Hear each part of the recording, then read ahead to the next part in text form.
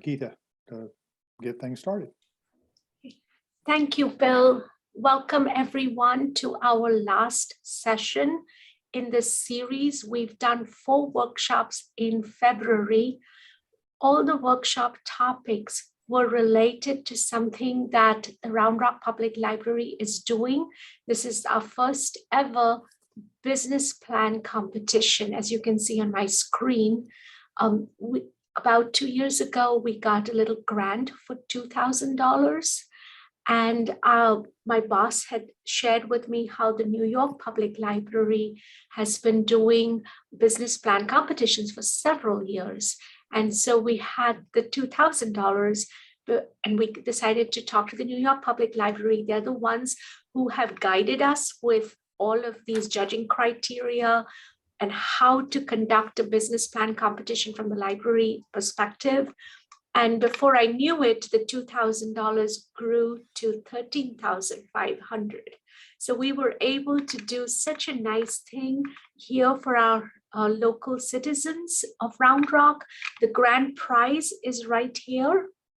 The competition deadline to submit your business plan is March 31st.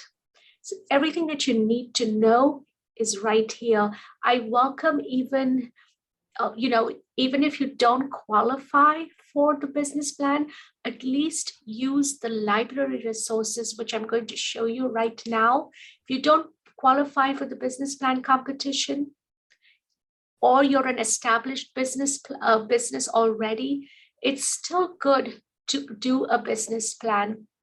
It's still very useful to have a marketing plan.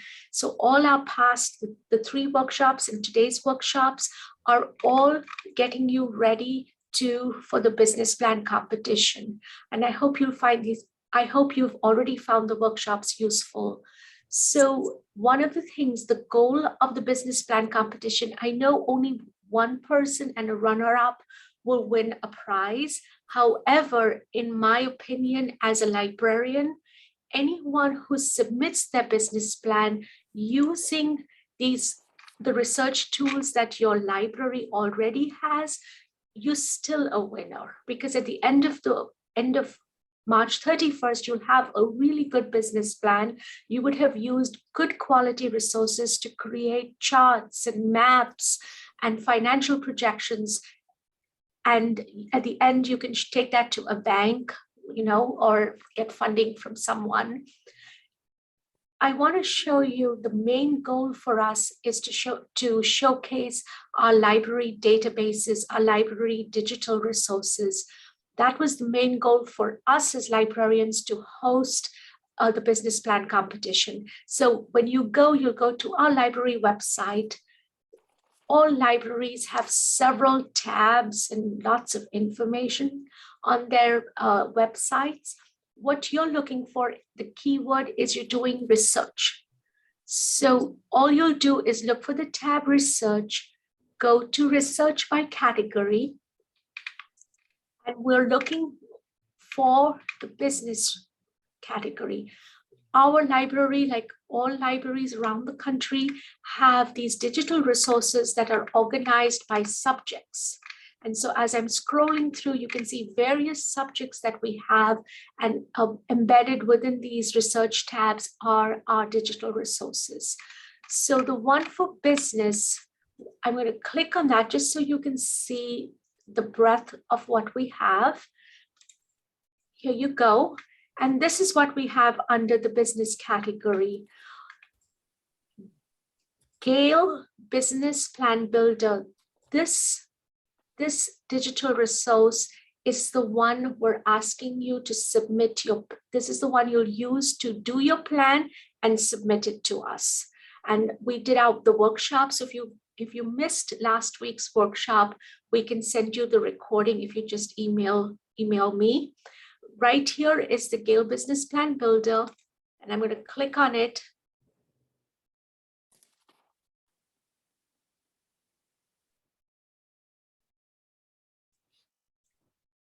And you'll get started.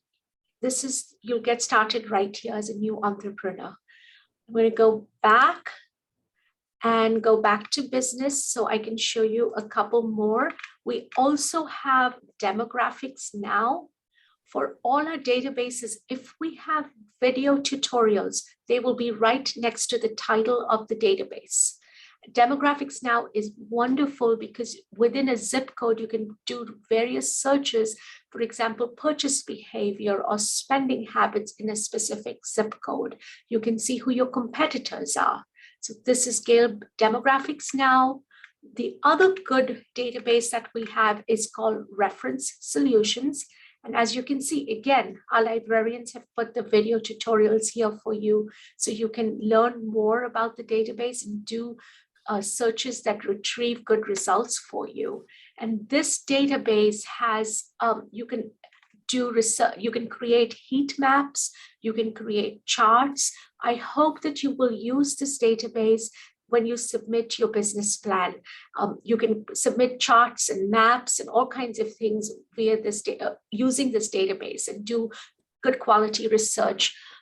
This, again, 2 Fridays ago, this was the workshop that we had so that you could learn about this database and use it well, and we'll send you the recording if you ask for it. The last database I want to show you that we have is LinkedIn Learning. It used to be called lynda.com. If you go on your own, just go and do a search for LinkedIn Learning, you will see that it's $19.99 a month. With your library card, with your Round Rock library card, it's free for you. And you have, look at all the courses that you have here. There's tons of really high quality courses that you can use. And I always say this, Dell, IBM, Google, this is the product they use for their employees to get skilled and to learn new skills. Your library card, to get a library card, for all of these resources, you will need your library card, your Round Rock Public Library card. You also need to go through the library's website to these databases. If you just do this on your own via just a browser like Google, you will be asked to do a trial subscription or to pay for it. But you must go with your library card through our database and log in that way. Your library card right now for anybody in Texas is free, but you still have to come to the library with your driver's license and we can issue a library card. I want to welcome Patty and thank you for being here. Thank you, Bill. Today's our last workshop. I want to say a big thank you to you for all your help in organizing the workshops and getting all the attendees and managing Zoom for us. So I appreciate SCORE a lot. Patty, you can take over, and thank you and welcome everyone again.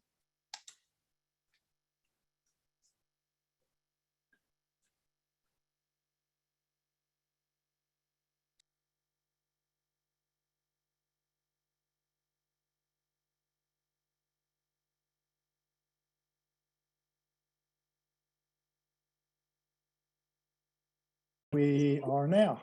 Sorry There we about go. that. Perfect. Okay. Welcome, everybody. Let me just share my screen now that I've unmuted. I can do that. 1 second. Okay, I'm there. And let's do share screen. Here we go. And I think there was a couple of questions about the program in here we can answer at the end, or if they want to answer in chat about the library program. But let's see. There we go. Okay. Can everybody see the marketing plan 101? That the sort of hand raised? Perfect. Okay, perfect. Thank you, Bill. So welcome everyone to Marketing Plan 101 and appreciate you being here. Lucky you were in Round Rock, Texas to get that awesome business plan competition. But as Geeta said, and I was telling you, Bill, earlier, it would be great to win either of those prizes, but being able to come out at the end of it, all of you, to have that awesome business plan, marketing plan that you can start your business and perhaps get funding and all that. So you all win. It's like Oprah, everybody wins. Just somebody gets the new car, but doesn't get the money, but you have that plan and you'll blow past that $10,000. So got to be optimistic. So welcome. So a little bit about me. Some of you may have attended one of my other SCORE classes in the past. might have already heard my my intro, but I've been in the e-commerce online space since as internet dinosaurs have roamed the earth, 1998, when I worked for a gourmet gift basket out here in the San Francisco area of California. And they were a traditional catalog and retailer, and I started their e-com business and took it to $1 million plus. I work in all types of industries. I've been in the wine industry for now 18 years off and on, but I do work with all types of businesses, as you can see here. I have restaurant clients, medical devices. I have a transportation logistics client that I'm working with now. So a little bit of everything. And I do teach SCORE chapters across the country. As Bill mentioned, my home chapter is Los Angeles, where I'm also on the workshop and marketing committee. So I do a lot of teaching here. So I'm happy to dial in today for the Round Rock Library business competition. So that is a little bit about me. And just so you know, I'm going to turn off my camera now that I've introduced myself, because I usually tend to wildly move my arms around and hands around when I talk. So I don't want to distract all of you from that. But first, a little housekeeping. And I mentioned I'm going to watch the chat and try to answer questions as I go along. We're going to also open it up to off mic or on mic at the end if you have any questions. But right now in the chat, if you would all please share, what does your business do? And then who does your business help? And then let me know, and I'll do it all in one so I can see it all together in one chat message. And then, are you B2B, business to business, or business to consumer, or are you both? So put those three things in the chat. I'd like to know, especially for this marketing plan class. And I also try to use examples of people in the class during the webinar. So you might have an opportunity to get a little bit of firsthand with your business type on there. So please share those three things. What does your business do? Who does your business help? I want to hear how you guys describe it, or see how you guys describe it. And if you're business to business or business to consumer. So please share that in the chat, and I'll watch for those. So let's open up my chat so I can actually see it. There we go. So the world of marketing. If you've attended any of my classes, you've seen this slide. I always start off with this one, the ever expanding, especially on the digital side, world of marketing. But your traditional side, TV, radio, print ads, billboards, public relations, promotional products, all kind of traditional stuff. It's been around a long time. But of course, digital is ever expanding. We've had websites around for, I don't know how long it's been, many, many decades now. Social media, it's been almost 20 years plus. Facebook is 18 this year. Before that was, I forgot what it's called, MySpace, right? Email marketing's been around for that long. And then search engine optimization, new things like Wi-Fi marketing, text marketing, social media influencers, retargeting ads, and geofencing, all kind of new things in the digital space. And I know it can be overwhelming and confusing as to where you should be spending your time or money. So that's why we have this particular class. Before you get out there and run your business and say, oh, I have to be on Instagram, and have no idea who your customers potentially are and where they hang out. So having that business plan and now the marketing plan in place is definitely going to help you narrow where you focus your time and money. So it's good program. So thank everybody. Keep sharing your information here. I'm seeing some starting to fill up in the chat. Love the information. So as Ben Franklin said, if you fail to plan, you're already planning to fail. All right. We don't want to do that. We don't want to be the business that throws a spaghetti on the wall to see what sticks, or do what we call in marketing spray and pray. Right. You shoot the bullets or fling the arrows and pray that you get that bullseye. But all of those holes represent, at least in the marketing world, represent your time and money, right? And so I know I don't like to waste either one of those for my business, so I don't think anybody else should either. So we don't want to do either one of those. We want to have an actual plan in place. So first, what is marketing? At the very base, it's, go to the bottom bullet point here. It's just telling people what you do over and over and over again. But make sure you're telling the right people in the right place at the right time. And again, that's why having this marketing plan is important, because you could just shout out to the world over and over and over again, but the world isn't your client, and you don't want to, again, waste that energy and that time and money telling the wrong people in the wrong places at the wrong time over and over and over again. But that's basically marketing. Right. And the buying cycle, shall be familiar with this. When we have somebody in the buying cycle, generally the first thing is when we're looking to buy something, we're in the awareness stage, right? You're making them aware of your product, brand awareness. We usually will go into the research, right? Phase, which is also comparison. I'm searching for a particular product or service. Then I might do some comparison shopping, and then I make the purchase, and then I might want to buy it again. Right. So the cycle is all about gain and retain. Now, some of you might be in business where you don't really need to have them come back again. You sell them one thing and then you're done. But for the most part, most of us are going to be in the gain and retain cycle of things. We always want to make sure we're keeping people in the buying cycle and reaching out to them at those points. What can we offer them in the research and comparison phase? How do we make that purchase easy? And then how are we reaching out to them to keep on retaining them if we need to, if your business needs to, right? So that's the traditional buying cycle. Appreciate you guys. Oh, perfect. And we're getting some notes in here and you're sharing what you're doing. So let's see. Yes, I like you like to spray and pray. So 5 reasons you need a marketing plan. And number 1, I mentioned no stray bullets or arrows, right? It maximizes your marketing budget and ROI. Number 2, creates consistency. You'll hear that C word with marketing a lot. Consistency and conversion. That's my other C word. Consistency is key. Again, telling people what you're doing over and over and over again. Of course, the right people, the right place, and the right time.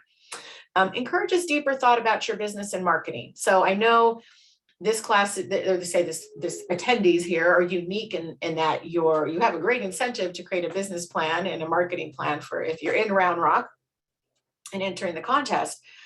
So you're already going to be doing some deeper thought of your business. Maybe you're starting out. I think maybe most of you are startups, perhaps, and makes you really hone in on what your business is, who you're wanted to sell to, and how your business is going to operate, right? So, and even if you're, not a startup business, we should always look at every year, and especially after a couple of years in a pandemic that we're still kind of in, and it's still affecting some of us. People have had to pivot, reimagine, shut down, totally do something new with their business. So definitely encourages thought, and you should do it even now you have your business plan, reevaluating it every year and looking, does it still make sense? Are you, does anybody care? Do you need to change things on how you're doing it? So it's not a one and done. It should be a living, breathing thing that you're looking at and evaluating on an ongoing basis. So it's good to have this foundation to get you started, but always look at it as something that go back and reevaluate it. And then if you have staff, it definitely unifies your team if you're all talking the same talk and walking the same walk, right? And then the last, improves your chances of actually accomplishing your marketing goals when you write it down. Now you have a really good incentive to write all this down, of course, but in any time you're setting your goals, definitely helps to write them down. So appreciate that. And I'm just going to look really quick at who we have in the room. So we have a photographer, and I think you put that in there, Keith, before I did my who do you help, and obviously I think you're probably B2C. Let's see, who do we have? I'm just trying to scroll through here. So we have a coffee roaster here. So both B2B and B2C, IT consultant, B2B, personal branding, put personal branding, portraiture, business to consumer. I'm going to talk about personal branding today. So Keith, make sure you put your information out there. Real estate, laser crafts like signs, nights, cutting boards. We're both B2C and B2B. Let's see, provides service to people age 64 to 85. Business helps the elderly and their caregivers. Great. Massage therapist. I am actually a former massage therapist as well. Business to consumer, winery, welcome. And I think a nutrition cooking classes can be both B2C and B2B. Farmers owned cooperative, personal trainer. So yeah, thank you. Audit and service. So we have a little mix of B2C and B2B. So I like that. that we have both in here. So I'll talk about both, as you both need a marketing plan, of course, but it might be some things a little bit different. So this is my marketing strategy circle.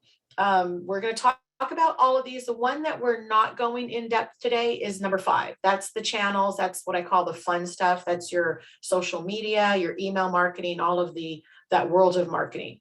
All right. That's once we determine where you should go with this class, attend the other classes, but we're going to talk about 1 through 4 and then 6 and 7. Okay. So we're going to talk about goals. Buyer personas, number 2, so important. SWOT analysis, which you might already be doing with your business plan portion of this, but we'll talk about that in relation to marketing.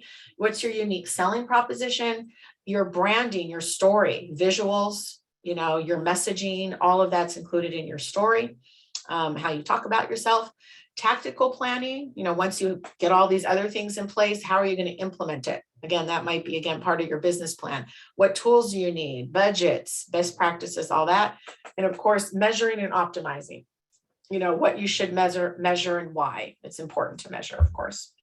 So we always hit those bullseyes more than anything. That's one good reason to do that. So that's our strategy circle. So starting with number 1. Move this chat down out of the way. Here we go. So SMART goals. Does anybody here just raise your hand or just put yes in the chat? Have anybody ever done the SMART goals? Or let me know, is that part of the business plan? I don't know if anybody's done. Perfect. So we have at least one so far. So SMART goals, what is that exactly? All right. And different business goals and marketing goals, and probably part of your planning. So business goals might be, what is your sales growth going to be, market share, number of deals or deal size, your geographical reach, employee growth, assets obtained. So your overall, what you're doing with your business plan, those would be more of your business goals. Marketing goals within that are things like how you get your leads, how do you engage your prospects, so you get media coverage, what marketing channel should you be on in that giant world of marketing, and what's your sales conversion? We're always about conversion, right? Getting to that sale, getting them to that however you're going to make money from your potential customers. All right, so it's a little bit different in what you're looking at, overall business versus your marketing goals, right? So SMART means specific, measurable, attainable, relevant, and time-based. Okay, so we'll go over each one. So specific, well, specific means be specific, not I want to generate more leads. It's a great goal to have, but let's be more specific. I want to generate a greater number of qualified leads from our blog for our sales team. So the specific part is from our blog, right? Not just I want to generate more leads, right? So there is a reason that they're choosing that in this example. Measurable, I want to grow the number of leads generated from our blog by 20%. So whatever your measurement is, as well, give it a number. Attainable, but make sure that number is attainable. I believe in pie in the sky goals and dreams as well sometimes, but in these cases, make sure you don't go from, well, we generate 100 right now, let's go to 1,000 next month.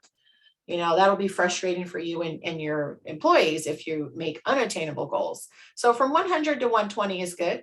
Maybe you do it with a stretch goal, saying I'm doing 100 to 120, and maybe our stretch goal is 140, but make it so it is attainable. You can always increase it as you go. Make sure it's relevant. So this is why they want to grow it from our blog, because they realize that they generate 3 times more conversion with the blog compared to their pay-per-click advertising. So they understand that now, very relevant, and that's what they're going to focus on. Okay. And then time-based, however you want to measure time. In this case, they measured it per month. And again, they reiterated because we want to do our blog because they convert better. So whatever the time base is here, it says per month. Maybe your goal is within 3 months, within the first quarter, or by the June 30th or end of the year. Make it so that don't give you, if it's a big goal and you need that time, but you might want to chop it down into smaller parts. I was in a goal finishers club and I started in early 2020. It was January through December, and we all started gung-ho on January 1st, 2020 until March. And some people had to rethink their goals. But what I learned from that is a lot of us set goals and we have just a list of like, I want to generate more leads. I want to make $1 million. I want, you have these big lofty goals, or it might be, hey, I want to, have 3 trucks by, June, but there's actual steps involved in it. So when you're right, in the case of SMART goals, it might give you the general goals, but if you're writing a goal, make sure you know what each step is that's going to take you to that goal, and write the steps down. So that was important. So you're going to get the PDF, a PDF version of the slides, and I have a couple worksheets in here you can print out and play with them. Do some SMART goals. They can be, you can do more than one. They can be an overarching marketing goal or individual goals, like the one about generating more leads from their blog. That's a very specific one. So do what works for you for this program. And somebody asked, will you show, I did show the attainable one. So that was the one, I'll just go back really quick for you, Sherry. So that was the one here where instead of going from 100 to 1,000, you might go to 100 to 120. So hopefully you saw that. That's the attainable. So go back, there we go. So the next one, buyer personas. This one I think is the most important one, because I've seen this so many times with my businesses that I do strategy sessions with. I'm also a marketing advisor here in Los Angeles for a local chamber. And I'm talking to so many businesses, and they, sorry about that, they are not really honed in on who their buyers are. They think they are, but they're not. It's like I help women 30 to 50 who are stuck in their careers. It's like, well, can we get more specific than that? What does that mean, stuck? And somebody who's stuck at 50 might be somebody's different stuck at 30. So really honing in on the buyer persona. So I'm going to go over what that means and how it works. So figuring out who is your customer. That's why I kind of asked that question, like, who does your business serve? When at the beginning of the class, I wanted to see, like you mentioned, who do you help? What type of business do you help, right? Everyone is not your customer. You might think it is, but everyone is not. And you definitely need to hone it down. Are you fishing in the ocean, or are you fishing in a pond? And what I mean by that, I'll just use me as an example, right? I can fish in an ocean. I can help all of you with marketing, right? And it doesn't matter what business you are, business to business, business to consumer. I could, very well help any type of business. I do. But say, for example, if I want to focus on, I'm just going to do marketing for auto dealers or just for restaurants. I could niche myself down and fish in a pond rather than fish in an ocean. That would potentially help me figure out where are those particular people hanging out. If I'm fishing in the ocean, right, casting that wide net, I'm like, well, who am I really focusing on? And how do I, if I'm going to work maybe just business to consumer, not business to business, I'm going to be just like all of you, fishing in certain places for those customers. So can you hone it down and fish in a smaller pond and make it easier to catch those fish? It does get harder to fish in the ocean, unless you have a really big net and know what to do and how to do it, but we don't want to do that. So buyer personas, what is a buyer persona? Basically, it's a semi-fictional representation of your ideal customer based on market research and real data about your existing customers, right? And why do you need buyer personas? Well, definitely, especially if you have multiple segments, definitely can meet the needs of the micro segments by creating more appealing content to those segments. So if you happen to deal with both men and women, maybe, women who are aged 50 to 75 and men that are 50, 75, maybe you're going to talk to women different than you're going to talk to men, or younger or older. So knowing who your buyer personas, but eventually maybe different types, you can definitely target your content towards them better, right? And generate those higher quality leads. That's the whole purpose of this, is really honing in on who that buyer is, or buyers. So how do you find data to create a buyer persona? As I mentioned already, taking data from existing customers. You might already know, who your customer, what type, why they came to you. A little bit of it, you might not know full demographics and information about them, but know what their issues are. I'll give you an example. I talked to somebody I'm doing marketing advising for here in LA, and she's a financial, financial planner in a way, but she helps businesses start, instead of thinking about revenue, think about profit, and changing their mindset about looking at profit rather than revenue. And so we're talking about her customers, and she happened to have 2 testimonial videos that she wanted to show me. So she's playing them over Zoom, and both of them were like her 2 ideal customer types, before and after, we call them. The business before, who says, hey, I'm just starting my business and I want to do everything right. I want to cross all the T's and dot all the I's. So I want to make sure I'm set up for success, and what I have to look for, revenue and profit and all that. So that's what we call the before person.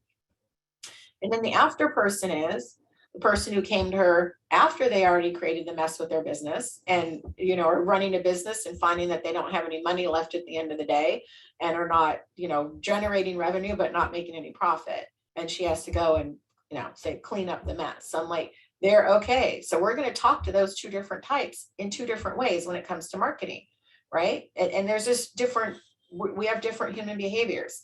Some of us are more proactive and some of us are more reactive. We just run into the business head on. We don't think about the mess we're going to drag behind us. We're like, oh, I got to do all the legal stuff and tax and structure and have a plan in place. So everybody here, you're ahead of it if you're creating these plans ahead. So in that case, now can we niche that down in the before and the after?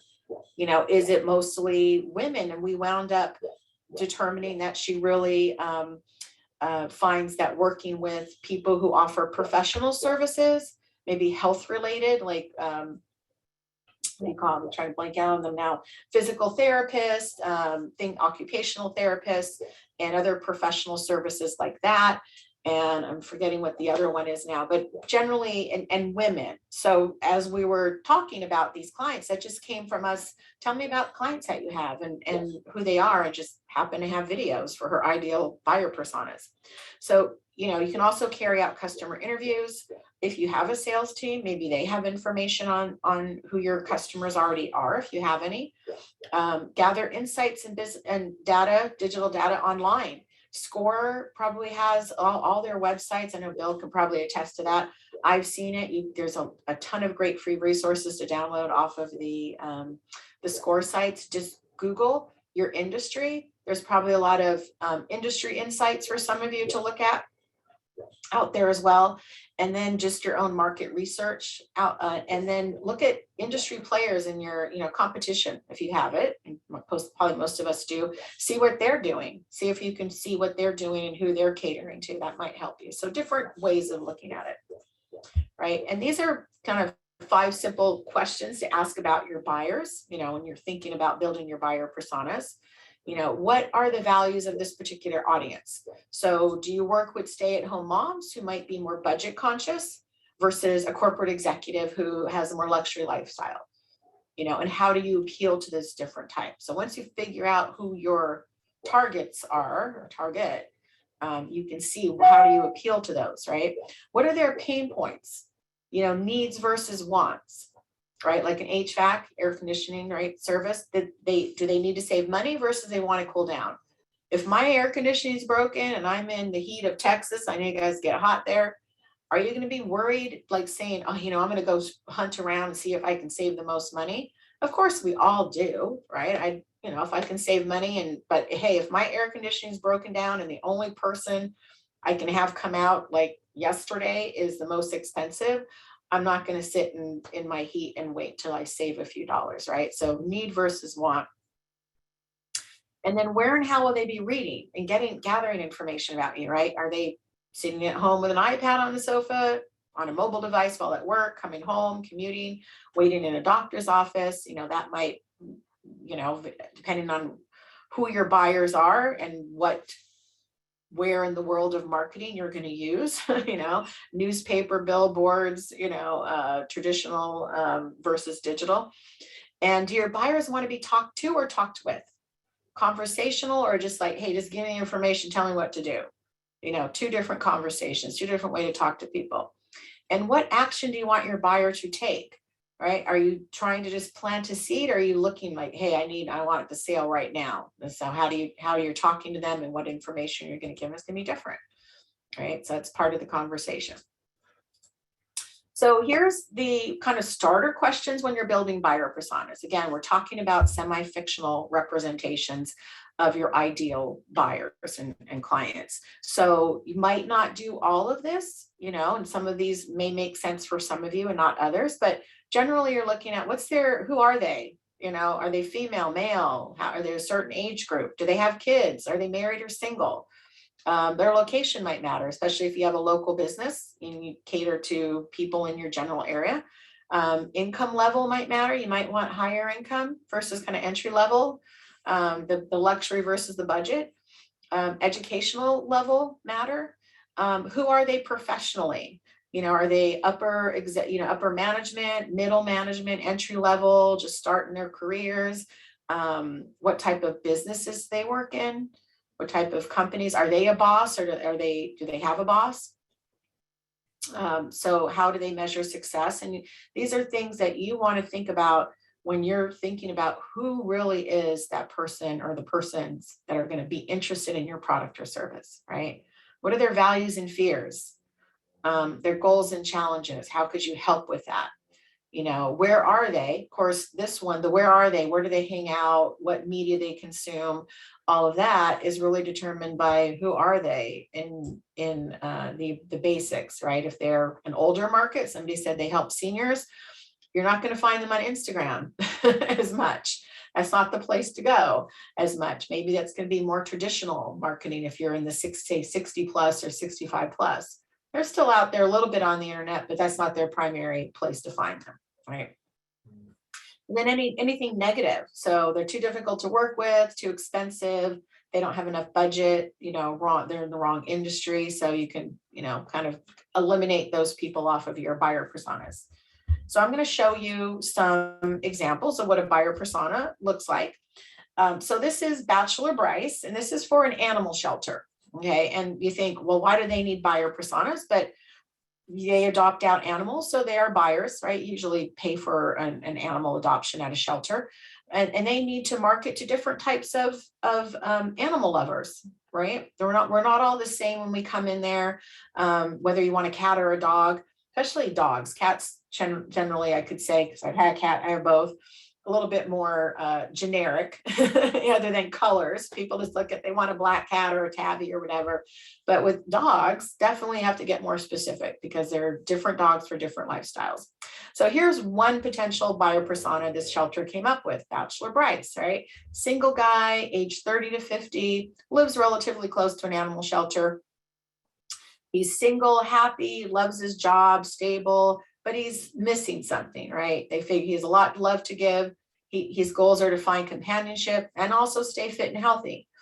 But his challenges are, he loves animals, but he's not sure if pet ownership is even right for him, and then even what type of dog, right? A lot of people like dogs, but they have no clue which ones, right? So what can the shelter do to help him, market to him, right? Provide that information on pet ownership.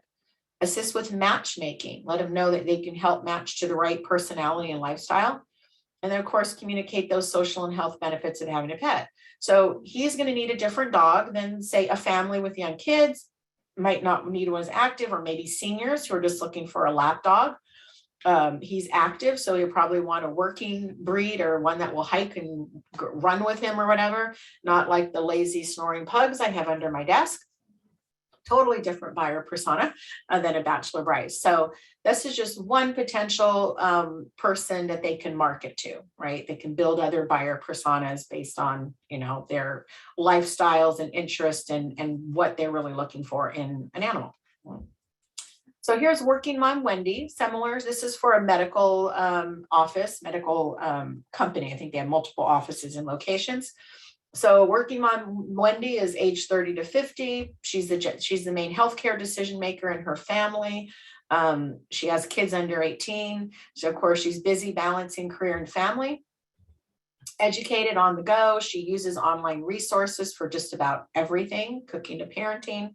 Her goals are to keep her family healthy and to, when someone is sick in her family, she wants quick, convenient care, right? Her challenges are with her kids getting older, they don't necessarily have a dedicated primary care doctor. Her busy schedule makes it challenging to take sick days off for her and her kids. So how can this medical office group help, right? Provide online scheduling and same day appointments for quick service. Make it easily accessible from work or home, convenient locations, provide online health resources. So again, this is one potential buyer that this medical office group would have. That this is they can market to her different than saying somebody who's a young person who's just getting out on their own and they don't have really a lot going on as far as their medical care is needed, or senior market could be different, or pregnant women. There's a lot of different niches potentially, but this is one based on having those locations and online resources and same day appointments would appeal to, right? So here's one a little bit more complicated, a little more detail. So this is Sarah Student, and it's for a coffee shop, as you can see here, our marketing persona. She's located in San Francisco. She's a full-time interior design student, part-time worker, 20, single.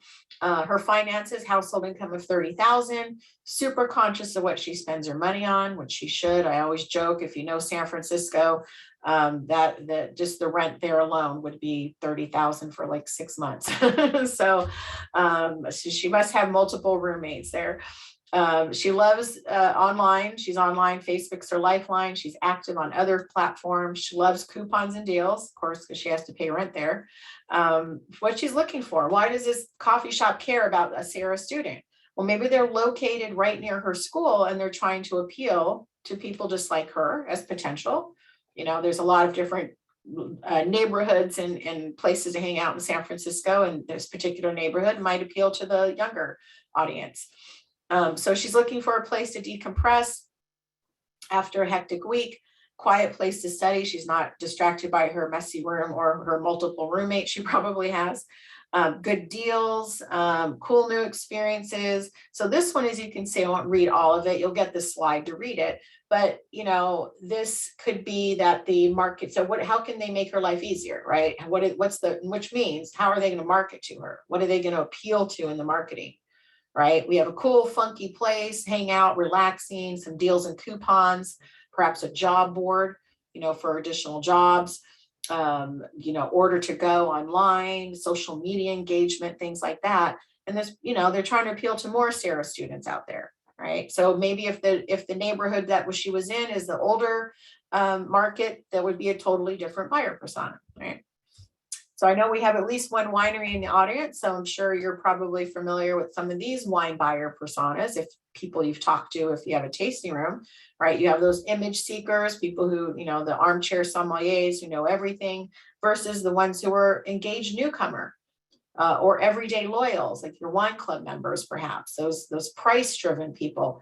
These are 6 different ways that you could reach out and market to people, right? When they come into the tasting room, you probably treat them different once you get to know them, right? Oh, hey, I'm brand new to wine. I don't really know what to drink. Well, I don't know a Chardonnay from a Cabernet from a Merlot, whatever. I just know I like to drink sweet, right? Everybody always says. And so that's going to be different than somebody who's an everyday loyal that knows your brand in and out, and they're just coming to taste down the line.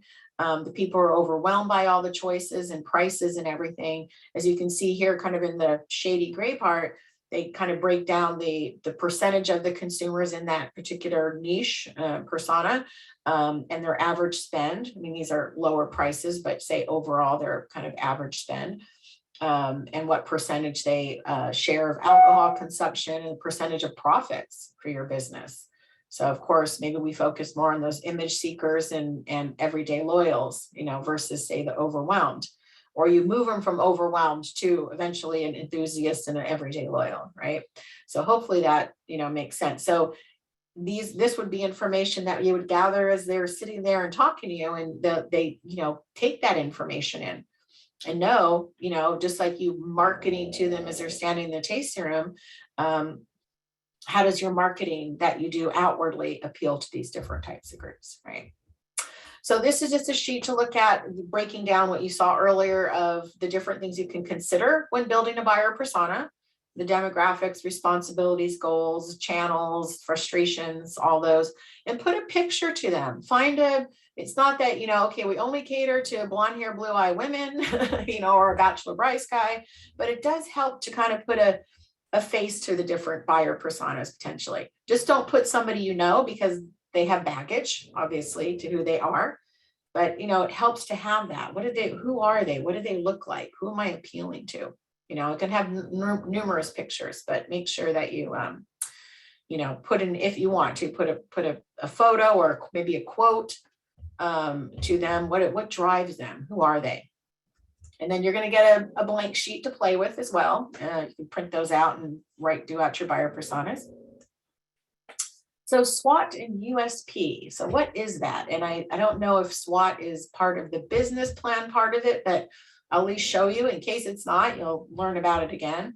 So SWOT, easy, strengths, weaknesses, opportunities, threats. Sometimes you see this as TOES analysis as well. They do it backwards, a little bit different on how you think about it, but strengths, easy. What does your company do well? Or if you're new, what is your company going to do? Qualities that separate you from your competitors. So you're going to be doing competitor analysis as well. What are your internal resources? So are those a strength? Are your tangible assets, if you have any, going to be a strength as well? Intellectual property, capital, maybe you have trucks or, a business location, things like that are also, it could be a strength. Weaknesses, opposite, right? Things your company lacks, things your competitor may do better than you right now.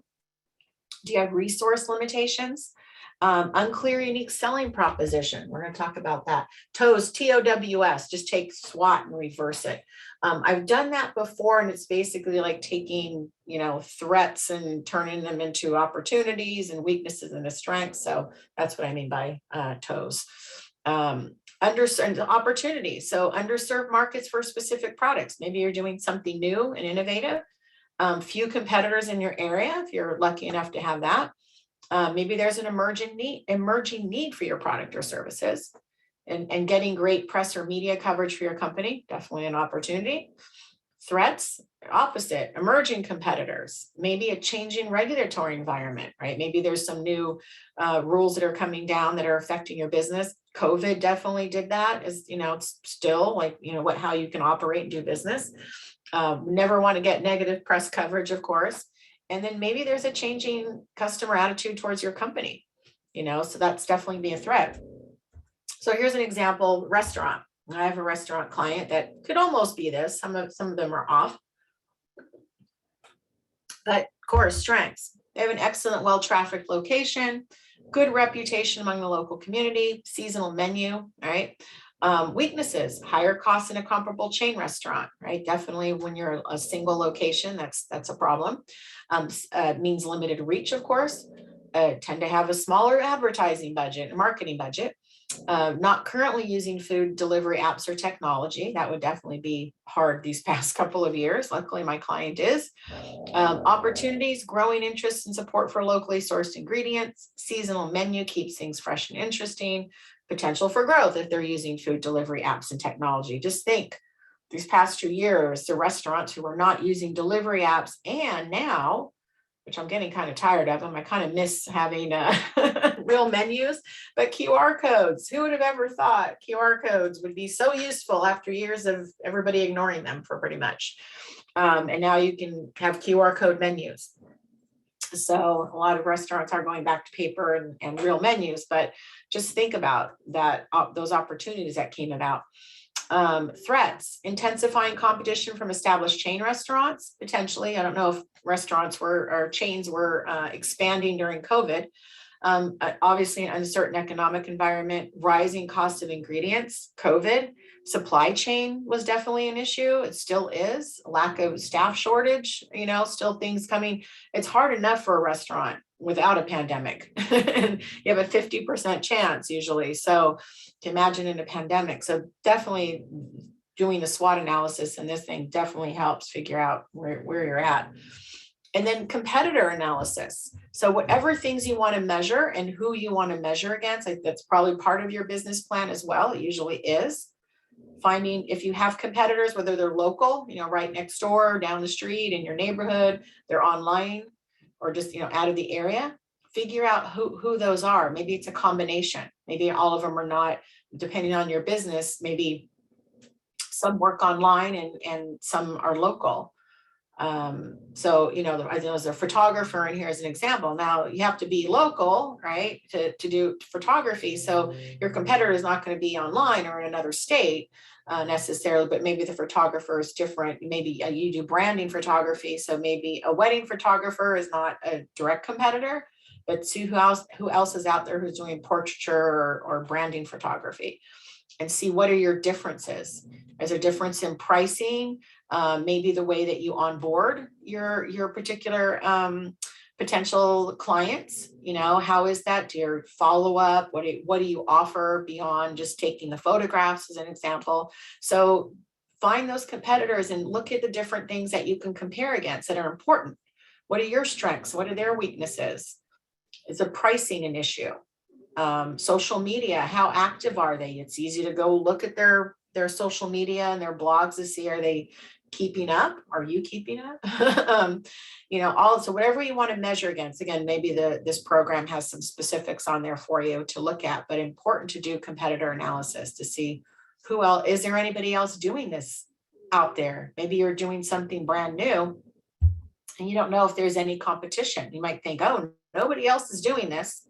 Well, do some research. Maybe there is, maybe just not local, So here's a SWOT chart. They'll get a blank one in the slide handouts with that, so you can do some SWOTs. So unique selling proposition, what is that? What does that mean? So basically it's a combination of, we want to be in that winning zone, right? The green zone between what your brand does well and what the consumer wants, right? So you have a clear point of difference that meets the needs of the consumer, right? Losing zone was something your competitor right now does better than you do, and the consumer wants that. Risky would be, it might be a competitive battle space. It might be too much to draw. Like risky might be like, opening up a, hamburger spot next to a McDonald's and a Burger King, that could be, or a coffee shop, when you have 5 Starbucks nearby, if you're talking about local competition. Not saying you can't, but you have to then figure out what makes you unique that would stop people from going to those places and come to you, right? And we definitely don't want to be in the who cares, right? Nobody cares about what you do, very limited market. We don't want to be there. We want to stay in that green zone, what your brand does well and what the consumer wants. So here's an example of one, Bombas, if everybody's familiar with them. They started off as socks. They're out actually socks, t-shirts, and I just saw the commercial yesterday. Was it underwear is the new one they have on there? And so their unique selling proposition is not their unique socks, t-shirts, and I think the third one is underwear, is for every item you purchase for yourself, they donate an item to somebody affected by homelessness. Now, it might not be the same exact product, but they do. That's their unique selling proposition, is causal marketing, right? So if you're familiar with Bombas, here's a pack of their socks. Beautiful merino wool tie-dye gift box. And the slide before Bombas was just I think just the unique selling proposition. But you'll get the slides and the recording again, Sherry. So if you miss anything, don't worry, we'll keep it going. So 4 pair of socks, $78, right? And beautiful socks, and they're merino wool, so they would be more pricey than, say, non-wool polyester and the cotton sock, right? So as always, one purchase equals one donated. Now, the socks that the person affected by homelessness gets is not these. They get a pair of socks, but not these. But not everybody is their customer, right? Not all of us are willing to pay $78 for 4 pair of socks. It might be like, oh, well, I really will pay a lot more for socks because I know it's going to help somebody else. That's their customer, right? The person who goes down to the Walmart, gets the 10 pair of gym socks for $10.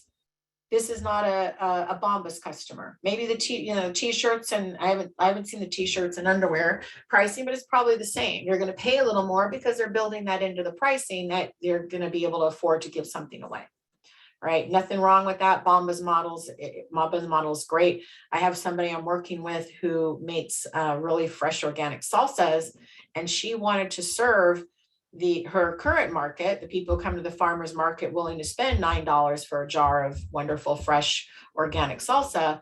But she also wanted to help communities like food desert communities that don't have access, but she was struggling with how does she make the same great product and appeal to 2 different price points. And we said, you can't, it'd be too hard to do that. So why don't you just do the Bombas model, and have people buy the $9 bottle of salsa and then work in that pricing to say, hey, we're going to be donating some to, certain communities and to help them out, not necessarily product, but some, donations and things. So that's this particular model. That's their unique selling proposition. So don't worry if you miss, don't have to screenshot. You're going to get all these slides in there. I just want to show you the different things that you can consider when you're creating your unique selling proposition. You can be your distinctives compared with others. What makes you different from the closest competition? Do you offer additional services they don't? That's when the competitive analysis comes in to help you with this. Is it, do you offer competitive pricing and value? Do you excel in quality compared to them? Your niche, what physical needs, maybe even emotional, spiritual needs do you meet?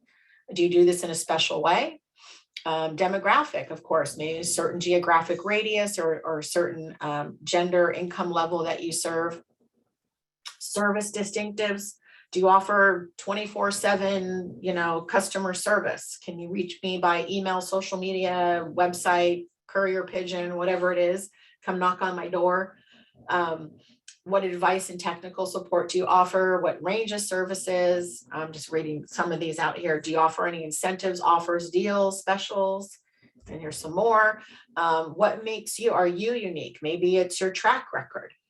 How successful you've been, what's your client, satisfaction. Like some of you might be new and don't have a track record yet, but how long have you been doing what you do? What's your experience in the business, right? And what's your vision? So here, I'll give you an example of I do a buyer persona workshop, a breakout from here, and we were talking about unique selling propositions. Now here in Los Angeles, one of the persons in the room has a taco shop, 2 of them, 2 locations here in LA. So they're a walk-in Mexican, I think it's a walk-in, might be wrong on that one.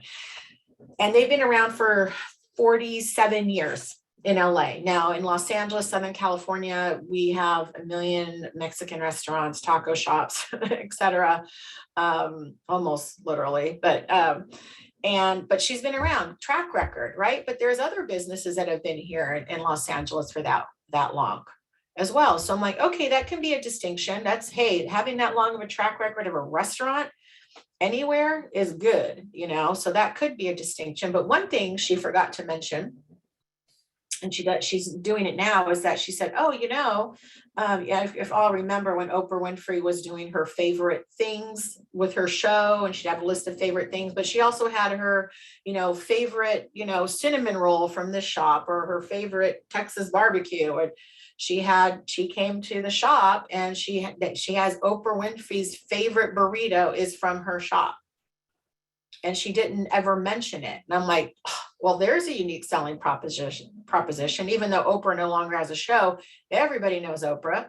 Everybody knows she has a list of favorite things. And to say their carne asada burrito is on Oprah's favorite thing list, that is a unique selling proposition. In addition to the fact that they've been around for 46 years. Is their food, any more unique than the other 1 million taco shops in Los Angeles? There's a lot of variety here, different styles and different regions of Mexico and other Latin American countries here. So we're unique that we can get tacos on every street corner, pretty much, probably similar to Texas and southern parts of Texas. So, that was a unique selling proposition that she had. So these are the different things you can think about when building. If anybody has a unique selling proposition, you want to share it in chat, you can take a look at that as well, if you don't mind sharing and having people look and see tell us what you do and what your unique selling proposition is. So here's some examples, some older ones, but they still work, right? If you're old enough to remember that FedEx used to be called Federal Express, And their USP was when it absolutely positively has to be there overnight, right? Remember that was the only one, no one was offering that service yet. And that was the only thing they did, right? Now FedEx, now that they're in the marketplace, established themselves as that overnight delivery. Now they do everything, right? Ground on up. Quick service food delivery. Remember Domino's, pizza delivered in 30 minutes or it's free. They don't no longer do that, right? But that's how they dominated. Domino's dominated in that market, especially with a lot of other pizza delivery places, out there. So now they're not doing that. Hair care, right? People with dandruff, everybody knows you go to Head and Shoulders, healthy, beautiful, dandruff-free hair. That's what they stuck at, right? Medical profession, I call this the Domino's model here. Long waiting times to see a doctor. We'll guarantee you'll never have to wait more than 15 minutes or your consultation is free, just like a pizza. So those are some out there. And let me see if somebody, let's see, Dorian, I think, put my selling proposition is helping my clients build a sustainable fitness lifestyle and get them out of the yo-yo dieting pattern. Very good. Okay. I think, Ellen, this is when we cut out the middleman. Over 70% of every dollar spent with us goes directly to the farmers, and any profit over operating expense goes back to the farmers as well. So that, I don't know if there's competition in what you're doing, but those can be definitely unique selling propositions. Thank you. And then the next one, your story. So what is that exactly, right? What is your story and why do you need one? Why do you need a brand story? So it basically sets you apart from potential competition out there. And, without one, you are just another business or commodity. We're not Tide and we're not Starbucks and big brands where it's like, well, do I really need to know who's behind, Procter and Gamble or other big brands? Not necessarily, but we're all small business owners and people are going to want to connect with us, right? They might want your product or service, but really if you have competition out there, when they get to know you, they'll care about you and connect with you. And that builds loyalty, right, to your product or service. They really like you and your product. They'll keep using it. Of course, how you treat them as well is very important. If the product, good product, and they like using it. But everything you do crafts your story. Every touch point you have with a potential client is going to touch your story, your website, your social media platforms. If you have a delivery van, your staff uniforms, if you have those, your storefront. Everything you do crafts your story. So you want to make sure you need to be consistent across all those platforms. Because confused buyers do not buy. And if they're confused by your brand story and what you look like out there, they might not buy. And of course, we always want to tell the truth. That's important. So brand fundamentals. So this will be things for you to add into your business plan here as well. Think about these, write these out. Really handwrite them out. When this is printed out, just scribble on the back of the sheet of paper. Why was your brand created? What drove you to do this? Somebody asked me that yesterday to take part in a business accelerator program. Like, why do you do what you do? Why do you do what? Why do you do this? And I said, I love marketing. I live, eat, and breathe it. It's not just, oh, it's a place to make money. I'll do, no, I love teaching it. I love helping and I love working with my clients. And that's, it was created by accident. So I can be honest and say it was accidental, but I love what I do. Right. And what are your brand core values? What is it that drives your brand? Name your top 3. What makes that brand tick and why you're doing what you're doing. And how will your brand live up to them? So these are things to write out to be part of your marketing plan for you to think about. You might have already done it as part of I haven't seen your business plan and what's laid out. So it might be some crossover here. And then brand visuals, as I mentioned to the brand photographer here, this will be his section. So, you're branding yourself with your online image. Are you telling the right story? And if you want to pipe in here on that too, as well, Keith, on how important that is as a brand photographer. So this Janichi Studio, she's a brand photographer on the Central Coast here in California. She actually redid my brand photography. She allowed me to take some of her customer images to share how important it is. So this is Janet, perfectly lovely. I know Janet, we know each other from a women's networking group. And perfectly great picture of her. She's a life coach. And she's used an older, headshot that she had. Didn't really look like her currently, but hey, it was serviceable. It worked, right? But Gina got a hold of her, zhuzhed her up a little bit, made her look a little bit more like she looks now, and to appeal to her target audience, right? So in addition to just the headshot, here's some more shots of, appearing warm and friendly, compassion, heartfelt, open, accessible. So now I can imagine sitting across from her, telling her my life problems as a life coach. It's more than just like the headshot that looks like she worked at a bank. I have one of those, so I know how it is. So yes, people, as Keith said, people don't buy products or services, they buy stories, relationships, and feelings. Exactly what Gina would have said. So here's me. I did the same thing. I told you I have a banking picture. So in the upper left, I worked at a credit union. I was a marketing manager there, and I won employee of the month. And so for the newsletter, my marketing colleagues slapped me up against the boring beige wall. It was casual Friday because I'm wearing my company polo shirt. I'm smiling and makeup. So then I was using it later. I just cropped out the polo shirt and used it, but I'm like, is it really telling my story? I have Golden State marketing and I have California wine marketing, because I've been in the wine industry. So I wanted to appeal to the people who say, yeah, I don't get to sit around and drink wine all day in my business. I'm way behind the scenes virtually, but at least they can see, okay, it's wine, it's relatable, right? Golden State, at least it's updated picture. I'm not using, kind of the same, a few extra pounds now, but again, a little bit more up to date what people are going to see from me now, right? This is Marcy Jean, another client of Gina's, and she's a hair and skin professional. But she's not only selling professional, she also wanted to sell playful, right? As Keith said, relationship stories, feelings. You get a sense she's obviously has a great personality. The way she dresses, she looks like she's fun. She wanted to show her side, her personality, but show, hey, I can do hair and skin. All right. So this is a location, East Wellbeing and Tea in the Central Coast, and they're selling Calm. They wanted to show we sell tea. It's a nice, relaxing Zen place. You get body work done, right? And then this is Vinny, is a real estate broker on the Central Coast, right in Pismo Beach. And he wanted, typical branding shots would be the holding up the open house sign or the set of keys. But he also wanted to show he's not just selling you a home, he's selling a lifestyle. Right. So Gina got pictures of him with the open house sign, but showing, hey, in your backyard, you're going to have 250 wineries to go wine tasting at. You can sit on the balcony of a hotel overlooking the beautiful Pacific Ocean, eating a gourmet meal. Sets the picture, the tone of like, hey, you're going to get this lifestyle when I sell you that home as well. Right. And then branding a business as well. So I just kind of showed you that with East Wellbeing and Tea, but this is one of my winery clients out here in California. And when I first met them, where are we now? Four years ago, they didn't really have a lot of photography at all. They were throwing a 10th anniversary party. So we brought Gina out to take pictures of the party. But then I said, I needed to come back and just get stock pictures. So I have stuff to use for marketing. I had an old picture of wine barrels and a really old picture of the owners that didn't even look like them anymore.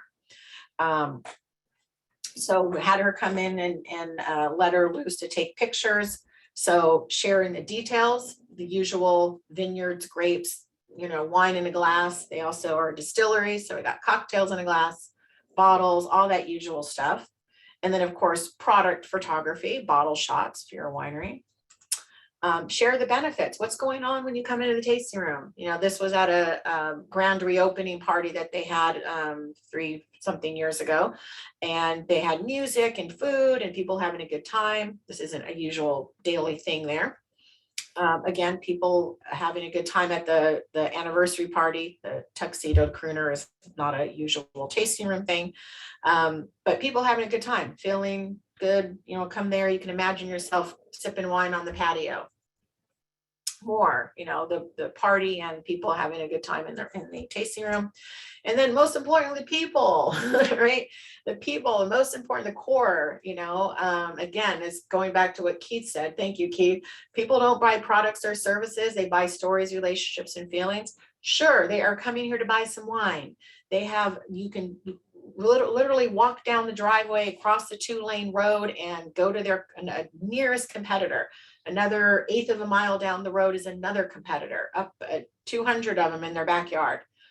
But what makes them people come back are these people, the owners on the bottom, Randy and Cheryl, Tiffany, the tasting room manager in the upper right. You know, they've been loyal customers for now 14 or 15 years that they've been open because of these relationships that they built. The wine's good too, you know, they have good juice, but you want to make sure you include the people in the story. That's how they build those relationships. They don't build it with the product. Thank you, Keith. I'm going to keep using Keith's. I'm going to borrow that. I like that. But that's basically what you're trying to convey with your brand story. So you have, I think, Keith, if you're in the Texas area, make sure you hit up a brand photographer. You know, sure, maybe wedding photographers can do it, but somebody who really understands the storytelling behind it is different than, say, taking pictures of bride and groom and all of your drunk guests, right? So make sure you hit up a branding photographer. So have one in the room here. And then once you have these photos, you can easily create all of these graphics here. So social media graphics, your flyers, whatever it is, make sure you have all that quality branding visuals, whether it's photography and also video content. People love video as well. And then what do these brands convey to the world, right? So we're all familiar with them, whether you love them or hate them. I'm not saying you have to like Apple or Starbucks, but generally you're going to get the same thing that convey. What do they convey to you? Whether you're in, you know, let's say Round, I don't know if you have probably not in Round, let's just say in Dallas, you probably have an Apple store there. How is that different than an Apple store in Hong Kong, right? If I go to either one of them, I'm probably going to have a pretty similar experience, except I better know Chinese if I go to Hong Kong, right? Or other languages they might speak there. That's probably gonna be the main difference, you know, is maybe the packaging might be in a different language, but I know all the products, the look and feel will generally be the same, right? Starbucks the same. Whether I go to the Starbucks in Round Rock, Texas, if you have one there, versus Paris, France, again, maybe slightly different drink variations. You probably don't have Americanas in Paris. But again, the baristas are going to be speaking French instead of English, but you're going to have a very consistent experience with either of these brands, right? And we might not be as big or get as, who knows, maybe somebody will be as big as Apple or Starbucks someday, but what we can get from them right now is that consistent experience across, even if you don't have a location, just remember the consistency across your brand. And I know Keith will add to that as well, is making sure as I mentioned, every touch point you have, you're using the same image. It's not an old image on your brochure and, oh, I didn't update that, I don't want to update, or our website has old images on it. Make sure every touch point you have is up to date, and you're always refreshing those so people know what they're getting. So we have somebody who's retired from Apple corporate marketing. There you go. So you know, right? It's consistent experience across the board. And if you're an Apple, I'm a diehard Apple user. I don't really go to Starbucks that often. Nothing against them, but all of my products are Apple, and I know I get a consistent user experience. And anywhere I go in the world to go, you know, get my Apple products looked at or buy new Apple products, I know I'm going to have a fairly similar experience. So can you tell your company story in 4 words? You know, that's very basic. That would be a good exercise to start with, right? Square, run your business anywhere. You know, if you know what they do, right? They swipe your credit cards with your mobile device on the go. Tinder, it's how people meet. Now, it doesn't tell you what kind of people, you know, it's a dating site, you know, compared to just making friends or whatever, but it basically at the core tells you what they do, right? So good exercise as part of your marketing plan. Can you tell your story in 4 words? Start with 25 and then work down 10, 4, or work the other way. You know, have that elevator pitch, so to speak. And this will help also with unique selling proposition. Like I'd asked all of you at the beginning, share what your company does and who's your audience, right? Who buys your product or service. So I'll give you mine, for example. And I want you to, everybody, once I hear them, tell me which one you think is better or would appeal to you. You're going to type in 1 or 2. Okay, so wait until the end, and then I'll tell you, type it in. So here's my initial elevator pitch. If you didn't know me and I'm Golden State Marketing, I meet you at a mixer and I say, what do you do? I'm like, well, I'm Patty. I'm Golden State Marketing. I help businesses with marketing. I do social media, email marketing, websites, public relations, promotional products, blah, blah, blah, right? I don't say that usually, but I just give the laundry list of all the services I need. You're like, oh, okay, great. I'm glad, cool. You don't know if you need my help at that point, or maybe you just need marketing help. That might work. So that's number one. So I change it to, hi, I'm Patty, Golden State Marketing. I'm hired by busy business owners who wear so many hats. Their marketing tends to get put on the back burner, and all they're really looking for is strategic focused marketing that actually grows their business. So now, which one would make you raise your hand in the air? One or two? There we go. Okay, thank you. About 4 of you to say two. If anybody thinks one's better, let me know. So again, the purpose of that, right? I can give you the laundry list of things I do, but it's not telling me who I service, who I help, and what I will help with, right? It doesn't say, hey, you can raise your hand. I'm a busy business owner. Yes, my marketing doesn't get done because I don't have time to do it. So it does get put on the back burner. And I want you to do my marketing, Pat. I don't care what you do, as long as it's not illegal. And it's my brand voice. You wouldn't care if I did social media, email marketing. I put up a billboard, radio, of course, within your budget, as long as it gets the results, right? So that's what you want to achieve with your elevator pitch. So I don't know if that'll be part of your plan, but that's an important thing. When I ask you what you do, you're like, oh, I help seniors, or I help kids, do a college application. What are the pain points and who is it? I specifically work with busy business owners who wear too many hats, and I will actually go do meet with potential clients. And before I even say anything, I go, why'd you call me here? What's your problem? What's going on? In a nice way, what are your needs? And if I hear them tell me, well, our marketing's just not getting done because, I don't have the time, I'm wearing too many hats. And I've heard people say this and they don't hear my pitch. And I'm like, bingo, that's going to be a client, because that's who I'm appealing to. So if you can get somebody literally to raise their hand when you say what you do, this happened with me. I was on the phone with a gal. I think it was a business coach, and she did her elevator pitch to me. And I told her, we're on the phone, so she couldn't physically see me. I said, you didn't see this, but my hand shot up in the air, uncontrolled, just like, yes, yes, yes, yes. I am your customer. What you're selling, I'm signing up for it. Right. Because she appealed right to my pain points at that moment. So that's how you want to think about. I sell financial peace. I love that.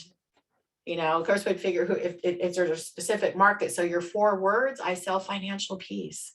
I want peace. Yes, I'm raising my hand, Janine. I want peace when it comes to finance. I want peace overall, but financial peace, definitely love it. So practice that. So tactical plan, and just real quick, Bill, we have about 9 minutes left. I might go a little over since the intro went a little bit long. Just so you know, I might be like, I don't know, 5-10 minutes over. No Okay, problem. perfect. Just want to make sure. I don't think it will shut off at the top of the hour. Keep rolling. Perfect. Okay. So tactical plan. Now that you've done all this business planning that you're doing and your marketing plan, how are you going to actually execute on it? How is it going to come to fruition, right? So how is all this going to be implemented? Are you going to be able to do it all? Do you have a team, or are going to need a team? Do you hire outside agencies, outside help, maybe an outside accountant or marketing person, whatever it is? And what tools will you need to accomplish all of this, right? So first thing, budget. I know that will be part of a business plan, whether it's overall business and then your marketing.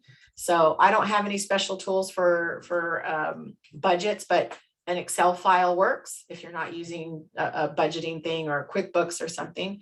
But this is just kind of a breakdown if you're going to be doing major advertising and marketing, what things you're going to be doing, what monthly expenses you may have, what you might spend on different types of advertising. So different marketing expenses would be your direct selling costs, advertising, whether it's online or offline,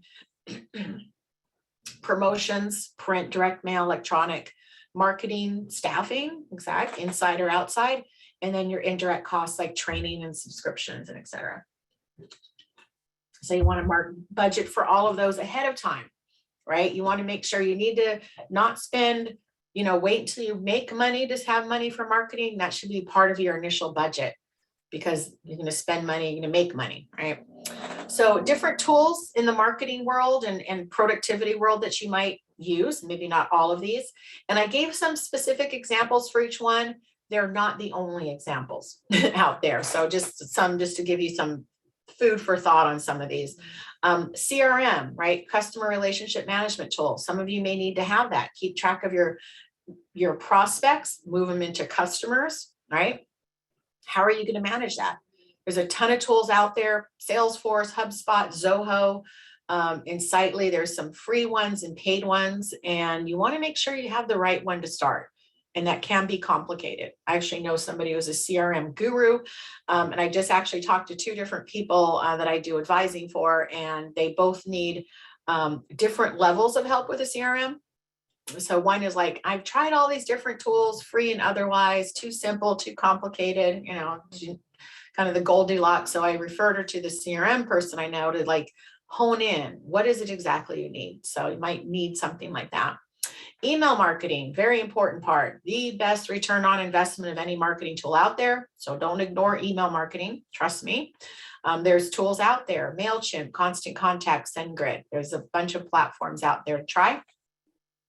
Search engine optimization. If you have a website, there's tools specifically for SEO. If you don't hire an SEO expert, Moz, SEMrush, and Yoast, which are part of WordPress. SpyFu does competitive analysis of SEO. Social media tools, so publishing tools out there. I use later.com.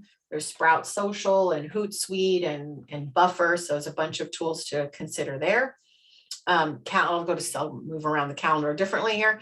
Sales, you might need to build lead funnels, LinkedIn Sales Navigator, Salesforce. What type of sales tools do you need, right, to run your business? Graphic design tools, Canva, super simple and cheap, canva.com, $10 a month, easy for anybody to create graphics. If you want to get more sophisticated, I don't even really use it that often anymore myself, Photoshop, Illustrator. You can now create vector files on Canva, so you might not need even Illustrator. Calendar and scheduling tools, not necessarily marketing tools, but productivity. I use Calendly. A lot of you are maybe familiar with that, or Acuity, where instead of you saying, hey, are you available at 10 a.m. on Tuesday? No, I'm not. Let me check my calendar. Send them your calendar link so they can easily set up that time that you're available and they're available. That takes away your productivity time, right? Productivity tasks, content calendar, I'm going to talk about in a minute, to-dos, things like that. All of those consider to help run your business and your marketing. And then my most important tool. So some of you, I think I see a few familiar faces, might have already seen my calendar tool. So I usually hesitate to say this, but I say, if you're going to ignore my steps 1 through 4, which I know none of you are going to do in this room because you have $10,000 on the line or $3,500. So I know you're going to do steps 1 through 4. But when I say this in the class, this one thing, if you're saying, Patty, I don't need a marketing plan. I have to go on Instagram. Tell me how to make it easy. This is the one tool I find. This is where most of the businesses get stuck when it comes to their social media and email, blogging, content, and marketing. It's like, I don't know what to talk about. I don't know what to say on a regular basis. How many times should I post? They don't lay it out. And this calendar will help with that. You still have to create all the content, but it lays it out, gets it out of your head, either blank head or full head, right, of what you should be posting and why it's important, right? So the one thing I'm going to talk about on channel 5, or the step 5 on my strategy circle, is the importance of content when it comes to reach, to get out there on social media. Organic reach, especially on Facebook, is really low. It's about 3% on average. So every time you post, maybe only 3% of your Facebook likers are going to see your post. Instagram is changing their algorithms as well because of the sheer volume of content. And Facebook has a ton of content, groups, pages, and your friends and family, right? So they have to throttle back that content somehow. And the only way for Facebook, Instagram to figure out which content and who to show you is if you engage with it. And engagement means you like it, comment it, share it, love it, whatever, laugh at it. You have to click on something. So the importance of posting on a regular basis across social media is all about working with those algorithms to make sure you stay within them. The more you're out there, the more you're out there. So the more you post, the more reach you're going to get, and the more engagement, and it'll bring more reach. So this is where this content calendar will help with that. If you're not already posting, every day on Instagram and Facebook, or at least 3 to 5 times a week, because you can't think of anything to say or do, this is where knowing about the organic reach and having content ideas are important. So you're all going to get to download the content calendar. It's a simple Excel file. I don't use anything fancy because I don't want my clients or workshop attendees to worry about the latest software download or paying for an app or anything. Use whatever you want. If you want to use something digital, great. If not, use my spreadsheet. And I'm going to show you how to use it in a second. So it's going to include holidays. We'll talk about those as I go along. Any seasonal promotional opportunities that your business may have that are, say a tax accountant would have tax season. Is there a seasonal promotional time? Hashtag days, that's part of building content. I'll show you that. Any events that you have, on-site, off-site, or virtual, should be included on the calendar. And then you will see you'll be able to easily sync email and social media posts on the calendar if you fill it out. Okay. So the first tab on the Excel sheet are hashtag days. So you don't have to go searching for them. Just go down, look at Monday, Tuesday, every single day, and look at ones that you might want to do for content. Meatless Monday, Wellness Wednesday, Thirsty Thursday, Foodie Friday. There's a ton of them out there to use. There might be some that are specific to your industry. And since I do have a winery in the audience, at least one that I know of, there's 2 different versions of the calendar. There's a winery version and a non-winery version. And I'll tell you the difference in a second on the next slide here, and why they're different. So hashtag days is your first one. Then you have content ideas. The slides will have the beige side. The Excel file will only have the left Excel sheet side. I'm just wanted to give you some additional content ideas there. So here are different things you can think about doing. Money or time saving tips, ask questions or answer FAQs, industry news and articles. You can do fun stuff, hobbies, fun facts, family, cute kids and pets. Things happening, local or daily holidays, which we'll talk about next, trending topics, things like that. So a lot of different ideas, and it's all about the more content you put out there, the more reach, more engagement to get you more reach, right? So national holidays. So these are the fun ones. Traditional ones, Christmas, New Year's, Mother's Day, all that will be on everybody's calendars. But the fun ones, there are additional content possibilities. So nationaldaycalendar.com has all of these day holidays. They also do weekly and monthly ones as well, but I only focus on the day ones. And I copy and pasted from nationaldaycalendar.com onto the spreadsheet now as of last year. So every year, if you want to continue getting my calendar after 2022, drop your email in the chat and I will make sure you're on my calendar list. It comes out every October.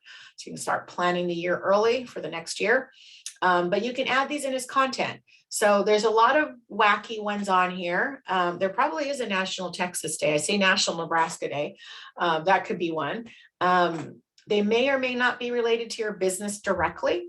I have a beer bar client I'm working with to do a marketing plan with. There's New Beer's Eve here on the 6th. I know there's National Beer Day, National Craft Beer Day, Bartender, National Repeal Day. I actually just started a content calendar for my transportation and logistics client doing blogs and social media. And there was actually National Barcode Day, National Logistics Day. It was so a lot of them that fit her business, but for content purposes, you can do different things, right? So to get engagement. So I always use the example National Peanut Butter and Jelly Day on the 2nd. Now you might have nothing to do with peanut butter and jelly, but it's a question you can ask, right? To your target audience, your followers, saying, hey, what peanut butter and jelly did you like to eat as a child? What was your favorite combination? Or what weird things did you like to eat with your peanut butter and jelly? A lot of people will answer that. It's nostalgic, you know, if they're still eating that as kids. I know a lot of allergies now. National Deep Dish Pizza Day. You know, what wine do you pair with your deep dish pizza? You know, for the winery out there. So some are, like I said, a little weird. They might fit your business, you know, so play with those. So I'll show you how they work here. So this is the calendar. Now, when you get it, it's going to be relatively blank. Okay. The only thing you'll see on November is Veterans, Thanksgiving, and Hanukkah. And just one step back for the winery, I didn't follow up with that. So the difference between the two calendars, the winery version, because nationaldaycalendar.com does not have all the wine holidays that are available, I had to manually find all of those and I dropped them on that calendar. So if you don't sell Merlot, then you can just strip off International Merlot Day from your calendar and not worry about it. And anybody who's not a winery, if you want to promote wine holidays, you know, pull down the winery version. They'll both be there for you. But that is the only difference between the two. So this is how it works. So you'll see here it's color coded. You have the red in is holidays, orange email campaigns, green for events, baby blue blog posts, and dark blue social. So starting with the social, because that's going to be most of the content here, right? In blue. So you're going to have basically for every post 2 lines of blue. First, the top line of blue, the first line is going to be what type of post are you going to do? Right. So you have to lay, this is obviously a winery version of a calendar. And I usually use 4 different hashtag days, most days. Tasting Room Tuesday, Wine Wednesday, Thirsty Thursday, Foodie Friday. So I plug those in first. Now, like I said, I might not use them every week for those days because there might be something else going on, but start with those. So I have potentially 4 different days of content for social media. And then I plug in, I'm going to do additional content. So on the 13th, I'm going to do an ask a question. On the 15th and 22nd, or 15, I'll do inspirational quote. 22nd, I'll ask another question. I'm also going to do social media posts for the holidays. So Veterans, Thanksgiving, Hanukkah. I'm also going to line up a post for Black Friday through Giving Tuesday, International Merlot Day, Wine Tourism Day, National Donut Day, because of course you compare wine and donuts, right? I would. So that's your first line. What type of post? Then the second line is what specifically are you going to do for that post? Now, I didn't do that for every single one on this calendar, but the first week you can see for Tasting Room Tuesday the 2nd, I'm going to talk about our Thanksgiving wine special. On the 3rd, I'm going to do a Merlot tasting video since it is Merlot Day coming up. On the 4th, I'm going to do a post for National Donut Day. On Foodie Friday the 5th, I'm going to pull a Chardonnay and fettuccine Alfredo pairing content together. Now that's lined up, then I go, okay, I have to create the graphic. I have to, create the video or pull it from the file. I got to create the caption and pull the hashtags together. So I got to do that part. But now at least I'm laying out for planning purposes what I'm going to do. For the ask question, I'm going to say, what's your favorite Thanksgiving side dish? Put up a picture with some Thanksgiving side dishes or a Thanksgiving table. I'm going to find a give thanks quote on the 15th. So you can see here, we're lining all this up. Again, you have to still create all the content.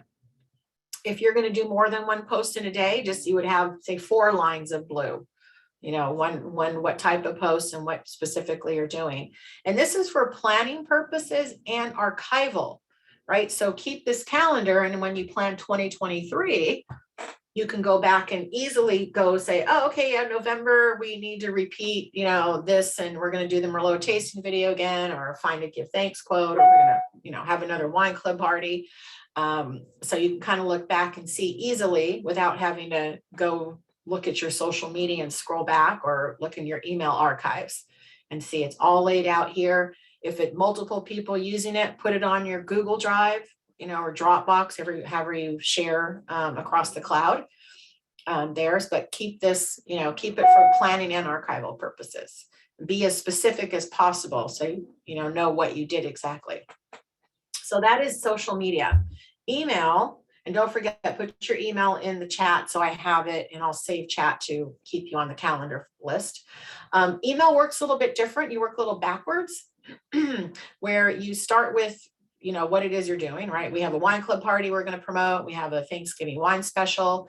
We have a Merlot 3-pack for Merlot Day weekend, Black Friday through Giving Tuesday. We're going to do some emails for those as well. So for the party, right, we know it's on the 20th.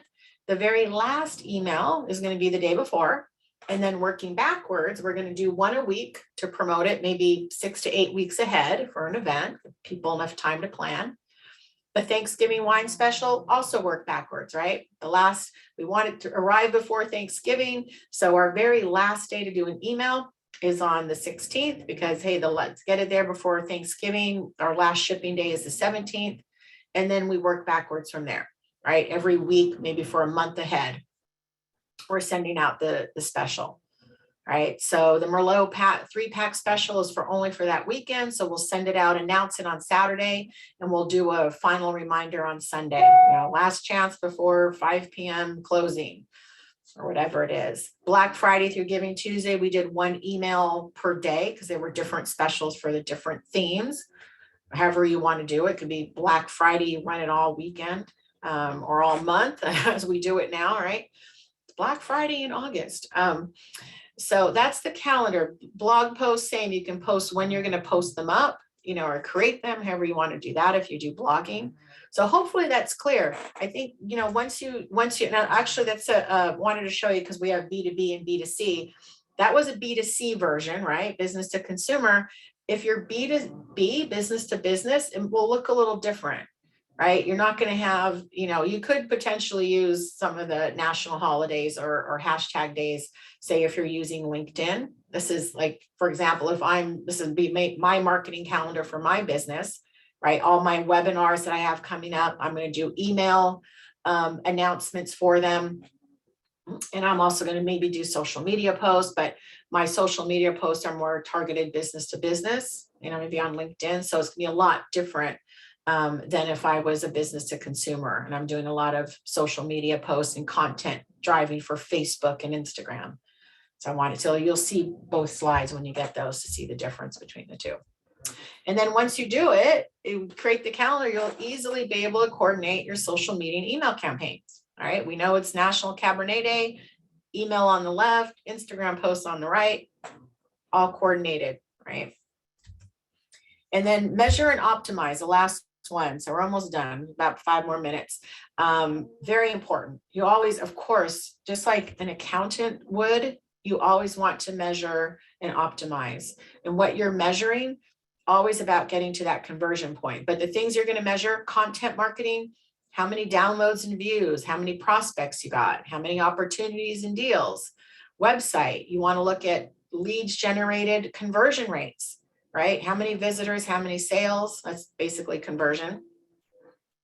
Search engine marketing or pay-per-click marketing or advertising, number of leads, your cost per lead or click, and did they buy anything? Did they convert?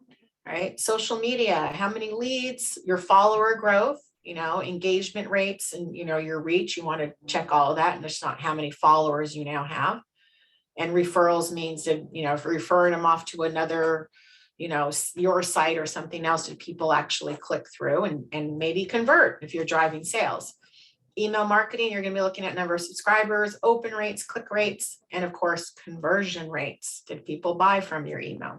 If that's what you're doing, So what do you look for under the hood, right? You have to look under the hood, just like your accountant would look under the hood of your numbers and make sure you're not in the red. You want to do this with your marketing analytics as well. You don't want to be, spraying and praying, right? No spaghetti. This is how you determine if your efforts are paying off, right? So Google Analytics on your website, make sure that's installed, make sure it works. You should be looking at it. So I've asked so many business owners, do you have Google Analytics on your site? Now I can go and sneak and look by looking at the source code, but I ask them if they know. Oh yeah, I think so. Yes, ever looked at it? No, I should do that. Yes, you should definitely look at, there's a ton of great information. I just told Bill day before yesterday, I have a new class coming out. So pay attention to the SCORE Austin schedule. It's marketing analytics. What, why, and how to measure all of these things. So it'll be more in depth than what I'm talking about now. You have all your social media analytics. learn how to look at those and what those numbers mean beyond just, oh, I have 10 more followers this month. How many page views and what people are looking at, what kind of follower growth and reach and engagement you're getting, all of that, right? So all of them have analytics. You should be looking at all of them. So what's next, right? So all of you, this is a unique class where you're all developing a business plan. So you definitely do need to create a marketing plan. And are you doing it yourself or do you need help with that? And what is it going to look like? I know all of you are winners already. If like Gita said, all of you are winners already. I know I would like to win $10,000 too, but you will be winners if you create this business and marketing plan. And as I mentioned before, are you budgeting for marketing or waiting to make money to have a marketing budget? Hopefully that's part of your plan. So you're all welcome to schedule a discovery call with me, pick my brain for your marketing plan for your $10,000 potential win. Or if you're not in Round Rock, Texas, you can pick my brain anyways. Just go to callwithpatty.com. That will send you to my calendar, or scan that QR code real quick before we take it off the screen and set up that call. There's no obligation to work with me. Happy to help you with any of your finer points to help finish off that marketing plan to submit it to the library to potentially win. So that is the end of my presentation. I don't know if Gita or Bill want to take over and finish up. And if we have any questions that people want to come off mute and ask, you're, I think, welcome to do that, even though we're a little over. You're welcome, David. Yes, and I'm excited, and I would love to see the marketing plans that are created as well. So I don't know if those can keep my information, and once you finish them, I'd love to see how they come out. So thank you, everyone. And over to Bill or Gita. Yeah, we've got just a second left. If there are any pressing questions, hopefully we got them all in chat. Looks like we got a bunch of thank yous coming through. Appreciate it. Also, Patty, I sent you an email about lining up a workshop the first week in May, if you want to take a look at that. Okay, definitely. We've got City of Austin is doing a series that weekend. They wanted a workshop. So if that works, let me know. Okay, yes, definitely. So I don't see any new questions. I know everybody's going to start getting their business plan done and get it submitted to the library. Was it March 31st, Gita? I think you said. Yes. And Patty, you did an amazing job. Thank you. I just liked how you tied it to the business plan competition. You did very well. Thank you. You're welcome. And you kept us engaged. You're very engaging. Thank you. I try to be. There I am. Material.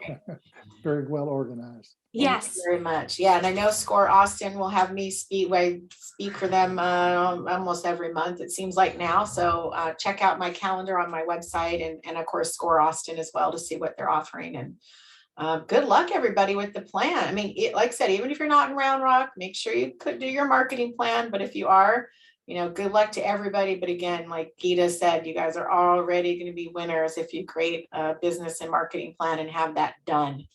So good incentive. All right, well, thanks again, Patty, and hope you have a great weekend, everyone. I'm going to go ahead and shut it down. Thank you, Good. Bill. Okay, I got the chat saved. Thank you, everyone. Bye. Have a good day.